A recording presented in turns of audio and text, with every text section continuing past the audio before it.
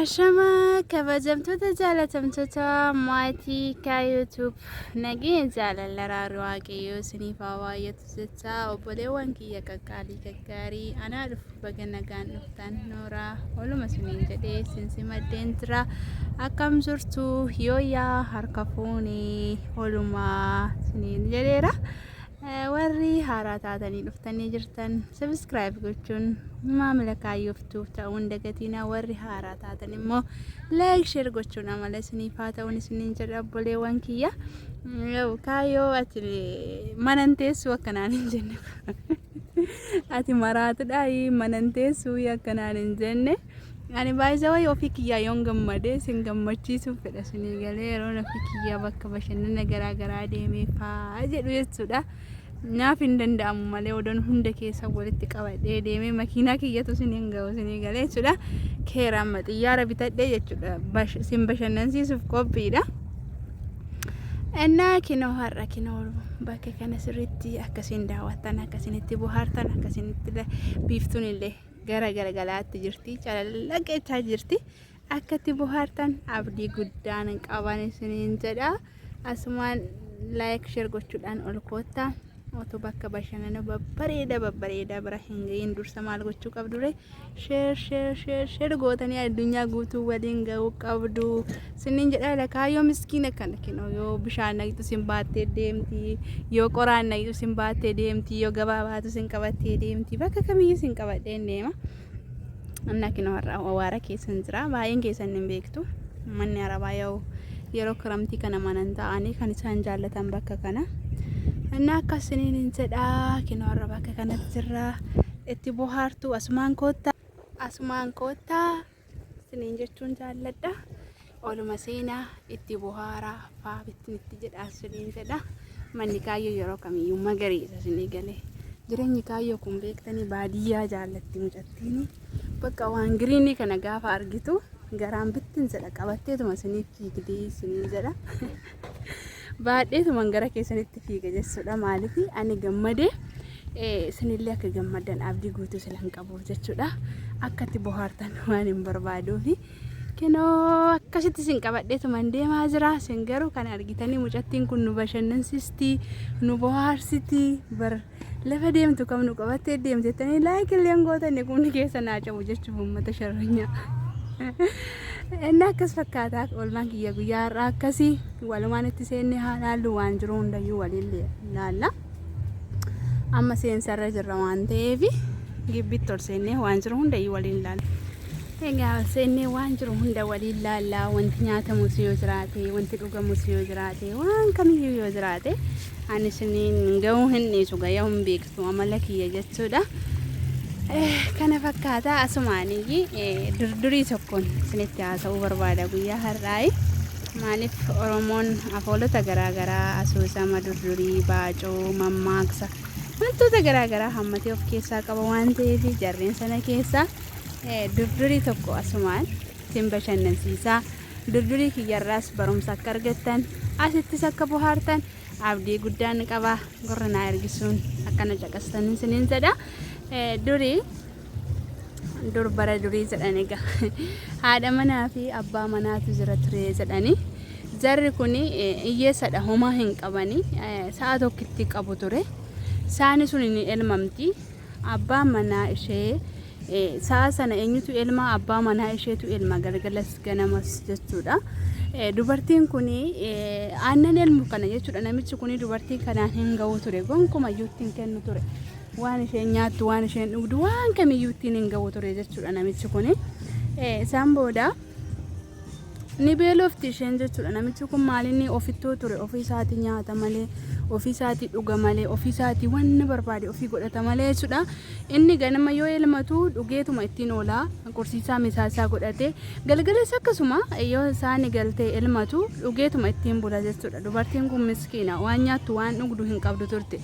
namichi kun yeroo hunduma akkas godha. gaafa tokko yoogaa namni hiriyaan dhabu mitiire akkuma hiriyaan gaariin iftuu jireenyaati jedhan yookaan immoo daawitii jireenyaati jedhan sana gara hiriyaa ishee deemte shurrubbaa dhaachuu. Isaa booda yaa hiriyaati yaa abbaan manaa kiyya nama akkasiiti. Mee maaltu naaf mala maalan godhaa? Inni yeroo hundaa waan argatu ofumaa nyaata. Mana keenya keessa homtuu hin jiru nuyi hiyyeessadha jettee hiriyaashii sanaan mari'atte. Hiriyaashii sunis akkas jetteen ganamni gaarii waanuma gaarii galaa namaaf ka'a mitiiree yaa hiriyaatti yaa ati amma akkasii galteeni. Gara kushinaa seeniitii eelee duwwaa kan abiddarra kaa'e gombisaa itti qadaadi abidda jala aarsii mana gittim godhiiti aarsii jetteeni. Isheenis tole hiriyaatiyya jettee galte akkasuma goote silaa wanti tolchamu humti tokko mana hin jiru wanti simbirri fuutee baatu mana keessa hin jiru ture. Gaafa akkas jettuuni galtee isheen gudgud jettee akkuma dubartiitti mana ishii tattaraagattee mana ishii aarsattee abidda kana gittim goote aarsite. Abbaan manaa kun abbaan ofittoo kun dhufee haadha manaa koo akka mooltee ho'isee nagaa gaafate gaafa manni aaru jechuudha. Ho'isee gaafa nagaa gaafa innis akkuma ol seeneen ho'isee nagaa gaafatee san booda maal hojjettan nyaata qopheessaan jiratteeni. Akkuma durii yaa lafti dhiyoonni sumitiiree amma isheen gola keessaa nama godoggoddii mana durii kana ni beektu gaafilaa gola qaba.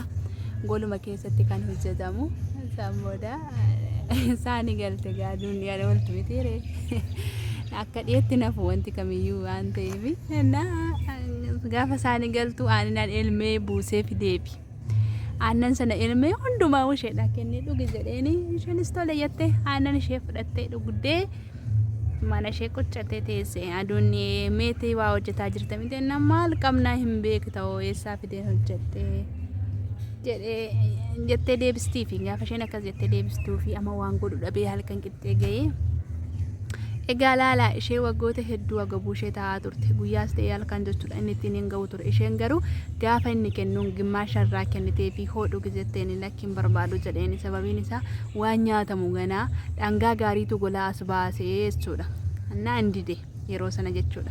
Isheen garuu lakkii dhugii jetteeni maaliif yaaddee fi jechuudha yoon fixe booda ofiis waan dhuguu hin qabu miti laata jettee yaaddee gaafa isheen akkas jettuuni hin dide. Gaafa inni diduu jettee aannan ishee dhugdee teessee aduun halkan walakkaa ga'ee yaada manaa koo aannan beela'ee gurra jabbii koon kutadhaa jedheeni.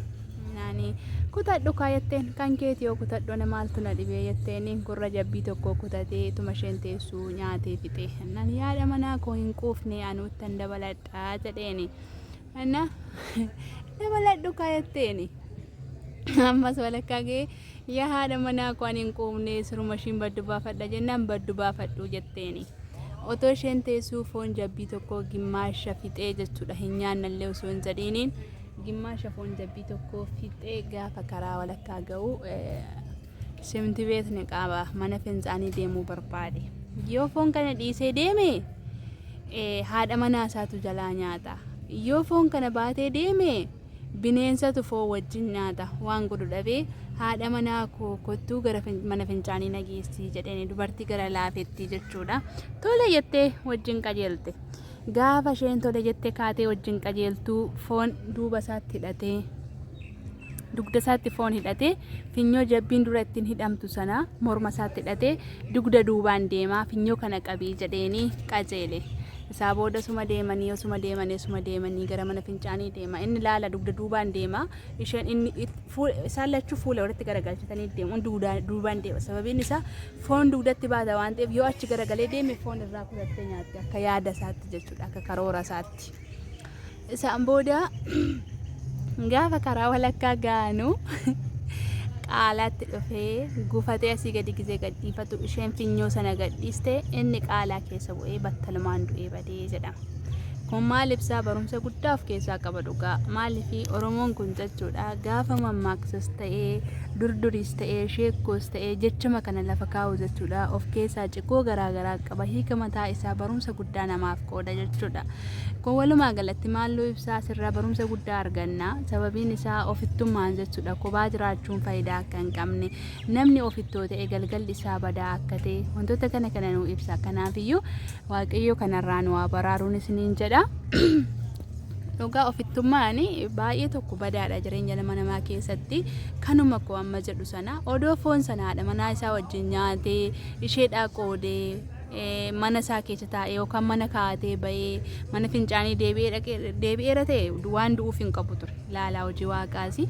Inni garuu ishee dhoowwachuuf jecha foon dugdatti baatee jechuudha, foon jabbii tokkoo fixee ofii isaatis foon sanas baattatee qaalaa bu'ee badee jedhama.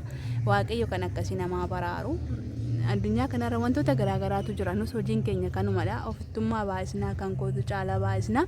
Warroonni akkas ofittoo baay'isnu kun galgalli keenya akka badii ta'u asumarraa waa hedduu baranna jechuudha. Barumsa guddaan nuuf qooda, barumsa guddaan nu dabarsa. Kanaaf ofittummaan nu barbaachisu. Ofittummaa keessaa ba'uutu qabnaa, wal ta'uu qabnaa, gamtaa ta'uu qabnaa, tokkummaa jaalala qabaachuu qabnaa. Siniin jedhaa ofittummaan kinoo galgalli isaa badiidha. Yaani karaa gaariidha nama nuufuun isiniin jedha, gara badiitti nama oofa. Akkasumallee as keessatti ofittummaan badii akkuma ta'e hiriyaan gaariin immoo wanna gaarii akka nama gorsiisu jireenya keessatti. Hiriyaan gaarii jechuun furtuu jireenyaati, daawitii ofiiti. Hiriyaa ofii jechuun kan keessatti of ilaalan daawitii ofii, bakka gaddaas ta'e bakka gammachuu yeroo kamiyyuu kan namni nama jajjabeessu, namni karaa jireenya namatti agarsiisu akka jiru. Dubartittiin sunillee dubartiin kun akka guyyaa tokko ishee waa nyaattee bultu tooftaa maluu ishee asumarraatii waa guddaa baranna jechuudha. Kanaaf waaqayyo gooftaan akkuma dubartii kanaaf hiriyaa gaarii laatee fi nuufillee hiriyaa gaarii nama nu gorsu, nama karaa jireenyaa, karaa qajeelummaa nutti agarsiisu waaqayyo nuuf haa laatu isiniin jecha. Laphee hammeenyaaf gidiraa yaadu, laphee ofittummaa kan koo caalaa duwwaa yaadu immoo waaqayyo nu keessaa haa cabsu jecha. Waan na dhaggeeffatanii guddaa galatoomaa. Qophiin keenya kiyya guyyaa har'aa kanuma fakkaata. Bakki bashannanaa kiyyas kinoo kanuma fakkaata. Torbee dhufu kan kutaa ittaanu haga walitti deemunutti nagaan naa turaa. Hedduun sin jaalladha, hedduun sin kabajaa. Na jajjabeessuu hin dagatiina. Yaada dogoggoraa yoo hin qabaadhe sanduuqa koomentii keessatti, akkasuma yaada jajjabinaallee yoo jiraate sanduuqa koomentii keessatti naa barreessuun na jajjabeessaa isiniin jedha. Isinillee hiriyaa kiyya, hiriyaa daawitii keessatti of ilaalu ta'uun na deeggaraa, na waliin ta'an isiniin jedha. Yeroo gaarii qabaadhaa. Waaqa isin faana haa ta'u. Waan dhaggeeffattaniif guddaa galatoomaa. Horaa bulaa, badhaadhaa deebanaa.